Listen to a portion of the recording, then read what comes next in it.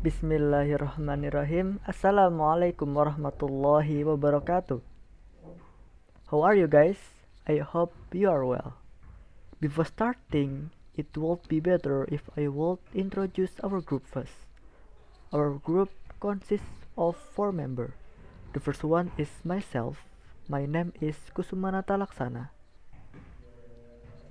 My name 2001055102. Second, Betri Virga. Name 2001055056. Third, Syafirah. 200105559092. And last is Rahma Salsabila. 2001055038. Here we will present the result of our discussion in the public speaking course. The first material will be delivered by our friend. To him is welcome. The first material is related to an introduction to public speaking. What is public speaking? Public speaking,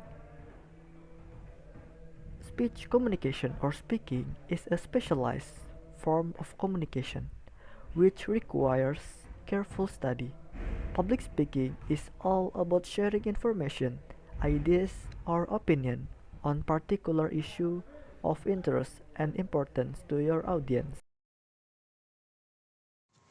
Developing the speech. As the point out earlier, any good speech requires a careful preparation. The speaker must logically present his subject matter.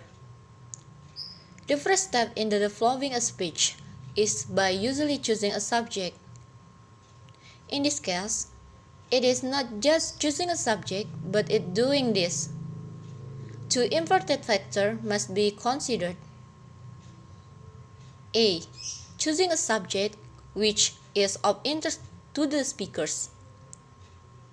When a speaker choosing a topic that interests him, he will most likely have a better presentation. If he has applied well what he intends to say. When a speaker is to discuss a subject he is well at home with, a subject he knows a great deal about or he has experienced it, he will definitely to be expressing him some joy, enthusiasm, and confidence. Always take note of the structure of the speech, which includes a title, which should include type of the speech, a funeral oration, farewell speech, welcome address, etc. At the occasion, the speech is to be delivered for whom, by whom, venue, and the date of delivery. B.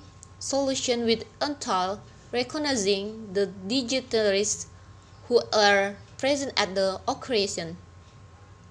The speaker should try as much as possible to take into consideration the line of the protocol from the highest in the ranking to the lowest person.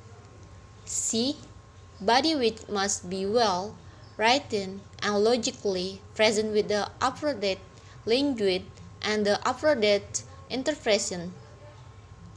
D. Conclusion which should be done with a echo of the instruction. A.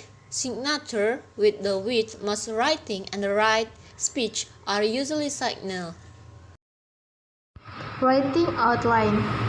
The informative organizational patterns there are the major components to any presentation, the introduction, the body, and the conclusion. The natural inclination would be to start writing a presentation with the introduction, since this section comes first. The body is the heart of the speech. It takes the longest to get through. In an 8-minute speech, the body is between 6 and 7 minutes long. It is composed of the section, main points, subpoints, and evidence. Where to research? In order to find quality research from reputable sources, it is important that you learn how to search for research using library database like Episodes and library. Evidence is composed of supporting material, which are information that support the main idea of your presentation. Oral footnotes. An oral footnote is like a footnote or in text citation in a research paper. It provides information to audience about where you got your information, and using or footnotes make you credible in the eyes of your audience, so it is really important that you use them. Organizing the body. Number 1. Spatial organization. This is where the main point of the body are placed in the order you may see them on a map or in relation to one another. Second, topical organization. This is a most popular and flexible organization patterns for speaking, as it is organized around specific topic. You can choose any combination of main points and put them in any order. And the last, casual informative. This is basically a cause and effect presentation, except that you have to be careful not to turn into persuasive speech. The introduction. Once you have the body of your presentation laid out in a logical fashion, you should work on the introduction. The introduction should have 5 components. It should look like this. Number 1, gain attention. This is perhaps one of the most important parts of any presentation, because it is what the audience hears first, and it can see the tone for your presentation. Second, state topic. Tell the audience what your topic. Next, state purpose. Tell your audience what your purpose for speaking. State expectation. Tell your audience what you expect them to learn. And the last, review. Tell your audience the main points of your presentation. Make sure they are in the same order you put them in the body. The conclusion. The conclusion is the shortest part of most informative speeches. There are only 2 components in the conclusion. The first one is summary. Review the main points of your presentation and make sure they are in the same order you put them in the body. The second one is cleanser statement. This is the last statement of your presentation. It should be memorable and bring the entire presentation together. Look back at the different options for attention getters in the introduction. You may use any of the attention-getting option as the cleanser statement in your presentation. Transition. Transitions are how you move the audience from one idea to another one with you as you deliver the presentation. Visual aids. A visual aid is something that you use to accent your presentation. Almost anything can be used as a visual aids, such as chalkboard, whiteboard, poster, flip chart, flannel board, graph, Goodway, and many others. Preparing a speech to be delivered entails three things. The first one is gathering the materials needed for the speech, writing out the speech, and the last one is deliver the prepared speech. Above mentioned point can be followed in a situation where the speaker has been given a particular topic to prepare. The appropriateness of a subject depends to a large extent on just choosing a subject or a topic that the speaker finds interesting, as well that his audience would find interesting.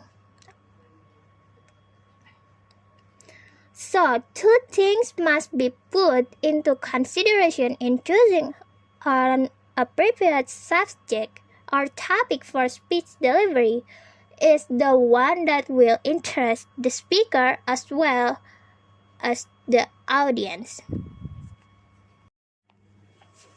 Types of speech delivery. There are 4 types of speeches that most speakers utilize in delivering a speech.